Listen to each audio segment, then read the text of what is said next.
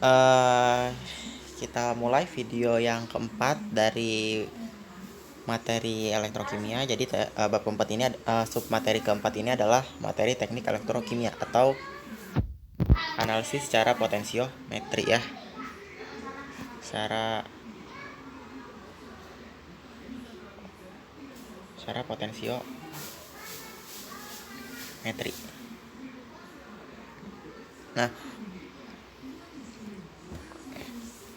materi ini sebagai penunjang kalian untuk praktikum di lab AI1 ya di semester genap, yaitu analisis secara elektrokimia ya. Oke, kita mulai masuk ke materinya. Nah, yang pertama, prinsip kerjanya ini berdasarkan apa? Berdasarkan pada sifat kelistrikan suatu sampel yang dilarutkan. Jadi, kan kalau kita mau menganalisis itu sampelnya pasti kita larutkan dulu kan. Nah, si larutan sampelnya itu dia harus bersifat kelistrikan kalau kita mau melakukan analisis secara elektrokimia. Oke, ngomong-ngomong dengan sifat kelistrikan ini, kalian masih ingat kalau sifat kelistrikan itu ada kaitannya dengan larutan elektrolit. Nah, larutan elektrolit ini adalah larutan yang bisa menghantarkan arus listrik ya. Jadi, kalau kita mau melakukan analisis dengan elektrokimia, kita harus menggunakan sampel yang bersifat elektrolit.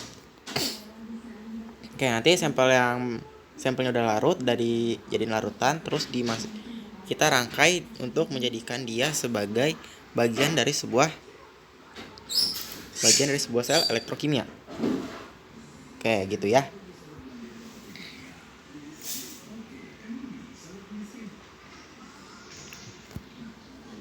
Nah, terus karena dia mengukur berdasarkan sifat kelistrikan. Nah, di sini sifat kelistrikannya itu ada 3 macam. Yaitu ada arus, tegangan, dan hambatan. Nah, kalau sifat kelistrikan berdasarkan arus listrik ini itu diukur menggunakan sel elektrokimia ya.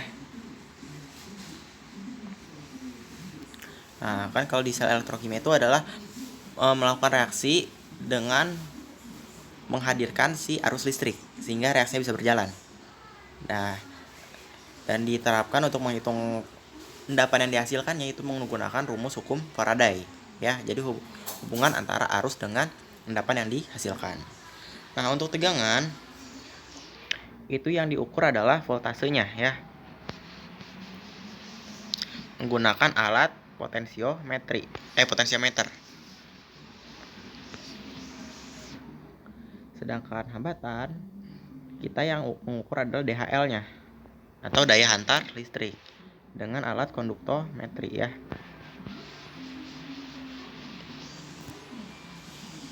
Oke, paham ya sampai sini ya.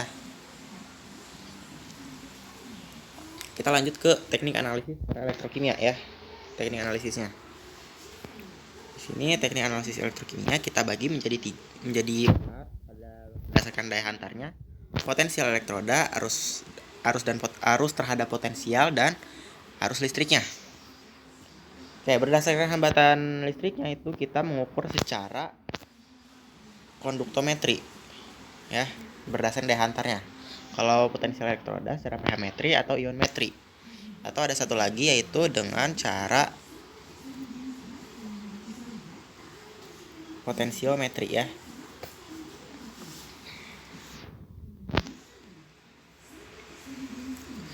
Terus kalau arus terhadap potensial itu ada voltametri dan polarografi. Terus kalau yang berdasarkan arus listrik itu ada amperometri dan dissolved oksigen atau DO ya.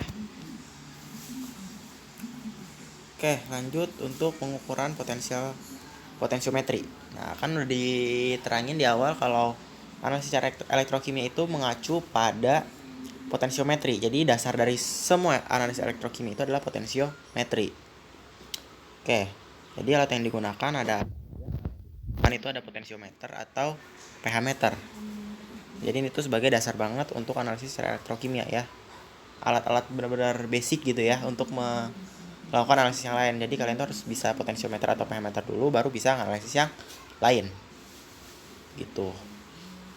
Nah, di pH meter dan potensiometer ini ya, di kedua alat ini itu terdapat 2 buah elektroda. Nah, elektroda itu adalah tempat terjadinya reaksi kan ya. Nah, ada 2 elektroda, yaitu elektroda indikator dan elektroda pembanding. Nanti elektroda pembanding itu apa, elektroda indikator itu apa, nanti kita bahas di halaman berikutnya ya, macam-macam elektroda. Oke. Nah, udah tuh kita ngukur. Berarti kita mendapatkan data nilai pH atau nilai potensial selnya ya.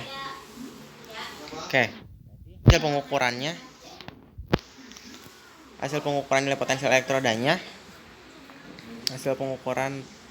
elektrodanya itu dibuat grafik hubungan antara potensial sel dengan volume penitarnya atau volume reaksinya. Jadi prinsipnya tuh kayak titrasi, cuman di sini kita pakai alat instrumen ya.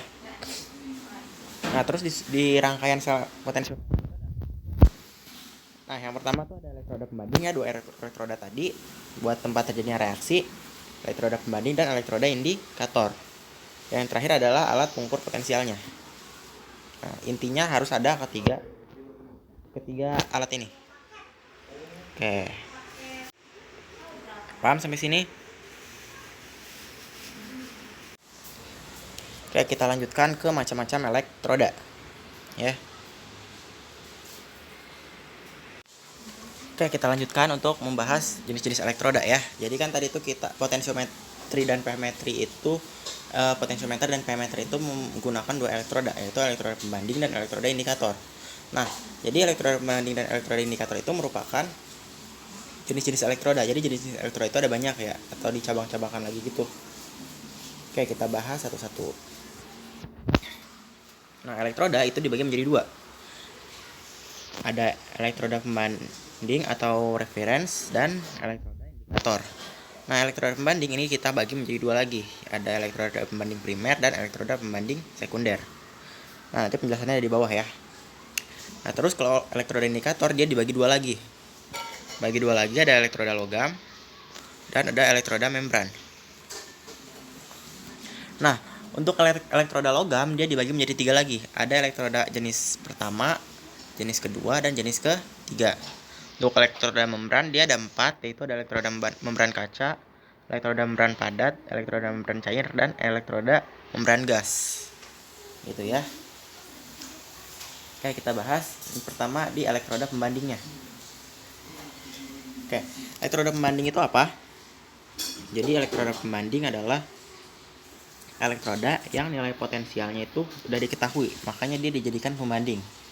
Ya, potensialnya diketahui, terus dia konstan dan tidak dipengaruhi oleh konsentrasi larutan. Jadi dia tuh stabil nilai potensialnya. Nah, tadi kan elektroda pembanding itu dibagi menjadi 2 ya. Ada elektroda pembanding primer dan elektroda pembanding sekunder. Nah, elektroda pembanding primer itu dia terbuat dari platina hitam. Nah, untuk apa? Untuk dia menyerap gas H2 secara maksimal. Nah, kenapa harus menyerap gas H2? Karena H2 itu adalah spesi atau senyawa yang memiliki nilai potensial selnya itu adalah 0, sehingga dia digunakan sebagai elektroda pembanding sekunder ya. Atau makanya si elektroda pembanding primer ini disebut juga elektroda hidrogen, karena dia ya fungsinya untuk menyerap gas hidrogen, sehingga nanti tuh reaksi selnya tuh berkaitan dengan hidrogen gitu ya, berkaitan dengan hidrogen, karena hidrogen itu dia potensial selnya 0, sehingga dijadikan sebagai pembanding untuk membandingkan satu elektroda dengan elektroda yang lainnya. Jadi digunakan untuk menentukan potensial elektroda yang sekunder ya. Nah, terus kita lanjut sekarang ke elektroda yang sekundernya. Nilai potensialnya dibandingkan dengan elektroda pembanding primer atau elektroda hidrogen ya. Nah, untuk elektroda pembanding sekunder ini ada apa aja? Ada 2 jenis ya. Ada elektroda. Nah, kalau elektroda kalomel ini dia merupakan kawat platina yang dicelupkan ke dalam Hg dan HgCl2, Hg2Cl2. Nah, tabung tadi itu dihubungkan ke dalam KCl jenuh. Nah, dicelupkan ke dalam elektroda KCl yang jenuh ya. Nah, elektroda kalomel ini dia memiliki 3 kepekatan, yaitu 0,1 molar, 3,5 molar, dan jenuh. Jadi jenuh itu antara dia masih bisa larut dan mau mengendap, jadi keruh gitu ya, jenuh itu namanya.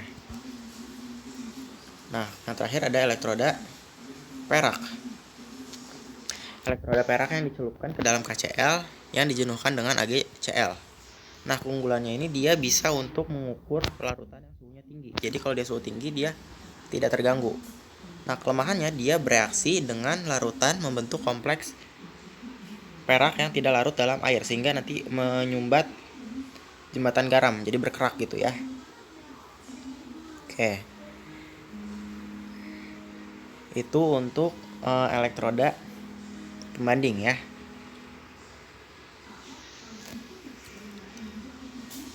Oke. Nah, kita lanjut ke elektroda indikator. Nah, elektroda indikator ini nilai potensialnya tidak konstan sehingga tidak konstan dan dia dipengaruhi oleh konsentrasi larutan. Nah, tadi ada dua ya, elektroda indikator itu ada elektroda logam dan elektroda membran. Oke, kita bahas dulu yang elektroda logam. Nah, elektroda logam potensial dari elektroda logam ditentukan dari reaksi redoks elektroda. Jadi kita harus tahu dulu reaksi di elektrodanya tuh kayak gimana, baru kita bisa menentukan potensial elektrodanya berapa. Nah, tadi itu kan elektrodanya tuh ada 3 jenis ya, jenis pertama, kedua, dan ketiga. Oke, kalau elektroda jenis pertama itu elektrodanya yang langsung berkeseimbangan dengan kation logam tersebut, dengan berkeseimbangan dengan elektrodanya sendiri. Contohnya adalah elektroda tembaga. Nah, reaksinya Cu2+ tambah 2 elektron menjadi Cu. Nah, ini dia reaksinya bolak-balik ya, karena kan dia berlangsung secara keseimbangan. Elektroda jenis kedua, nilai potensial dari konsentrasi ion yang diendapkan nilai potensial dari konsentrasi ion dari endapan yang mengion.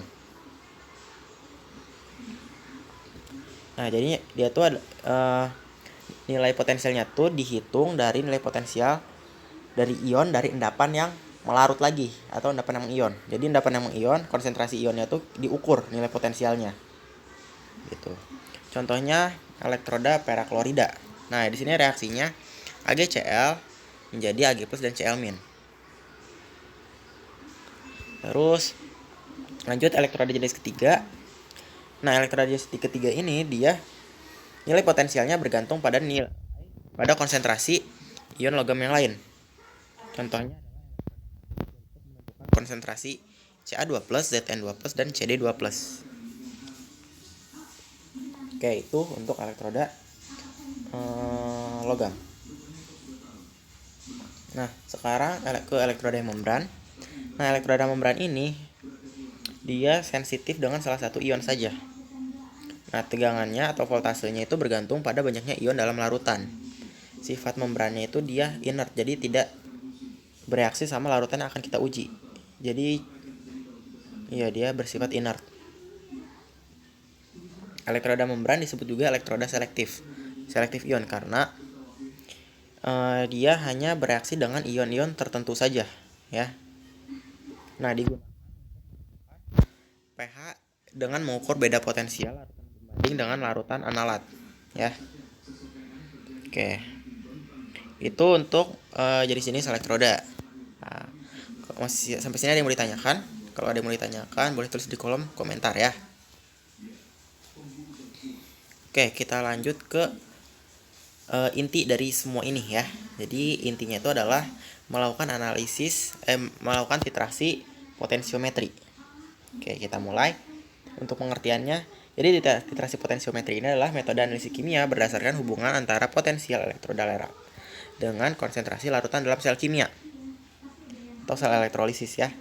Nah, kegunaan untuk menentukan titik ekivalen suatu titrasi sebagai pengganti indikator visual. Nah, kalau kita melakukan titrasi di volumetri atau titrasi secara manual, kita patokannya itu pada TA ya. Nah, TA itu dimana sesaat kelebihan 1 tetes penitar. Itu TA.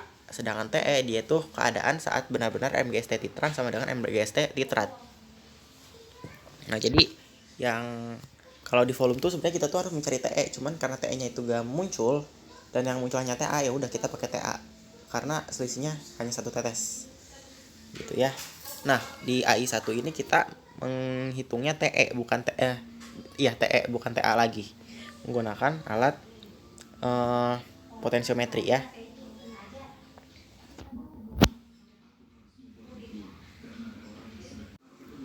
Nah, prinsipnya ini adalah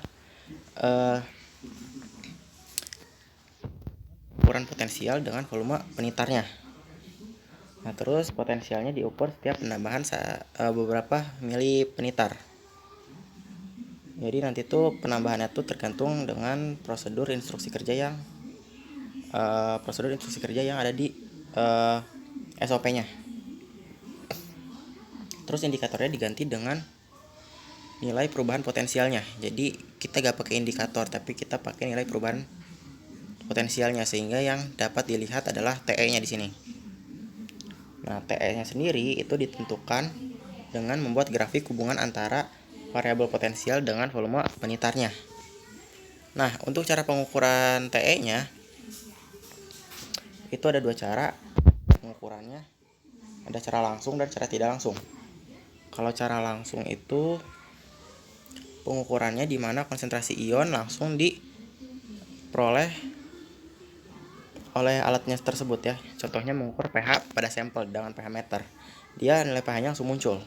Cuman kalau cara tidak langsung, dia pengukuran potensialnya untuk mengetahui TE-nya itu gak langsung muncul. Jadi kita harus mengolah datanya dulu berdasarkan potensial setelah penambahan penitarnya tadi. Gitu.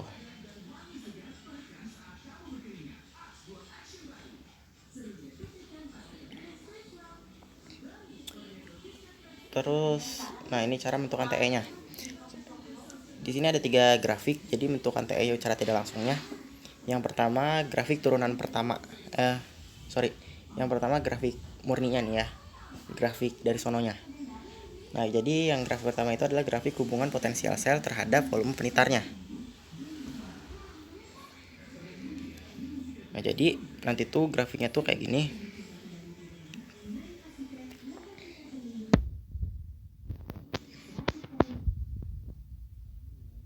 Atau pokoknya yang ini volume penitarnya. Nah, nanti tuh data yang didapat garis S. Terus cara mengetahui TE-nya, tarik garis ke sini, tarik garis lurus ya, yang mengenai paling banyak titik, sama yang di sini juga. Nah, habis itu kita tarik garis. Nah, dari sini nih titik yang terakhir kena garis, tarik 3. Nah, yang ini juga.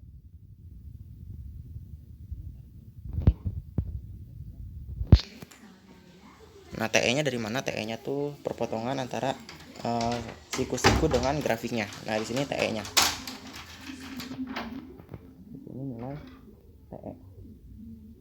Jadi volume penitarnya itu adalah di sini. Gitu.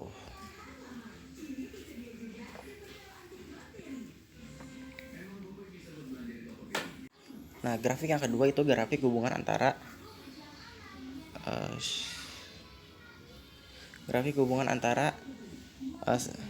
delta E per V terhadap delta E per V terhadap V. Nah, ini nama lainnya adalah grafik turunan pertama.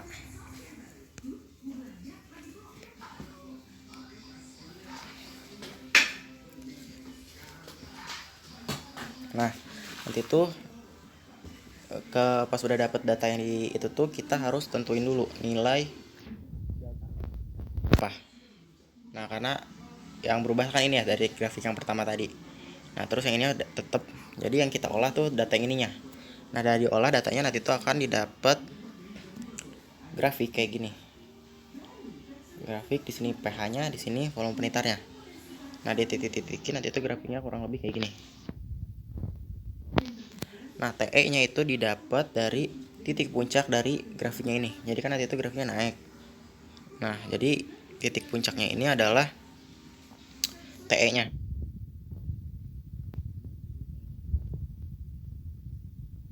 lebih sederhana kan ya. Oke, itu untuk grafik turunan pertama. Sekarang lanjut grafik ketiga, yaitu grafik hubungan antara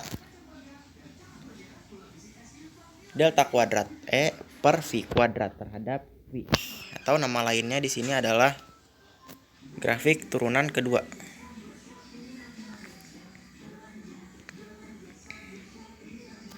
Nah, jadi dari data yang tadi tuh kita cari datanya. Berarti yang belum kita dapat itu data apa? Volume udah ada. Berarti yang harus kita cari itu data delta kuadrat E per V kuadrat. Oke. Nah, cara mengolah datanya bisa kalian lihat di video AI ya, di video praktikum analisis instrumen semester genap. Videonya udah ada di YouTube ini. Oke, pas datanya udah dapat, tinggal kita plotkan aja ke grafik. Kita plotkan aja di sini volume penitar, di sini nilai pH-nya. Oke, kita plotkan datanya, grafiknya tuh gini. Naik terus turun, naik lagi. Ya. Nah, kalau kita hubungkan set. Oh iya, sorry. Nah, harusnya tuh volume. Jadi dia tuh nilainya tuh bisa positif, bisa negatif. IP-nya di sini. Oke, ini ralat ya.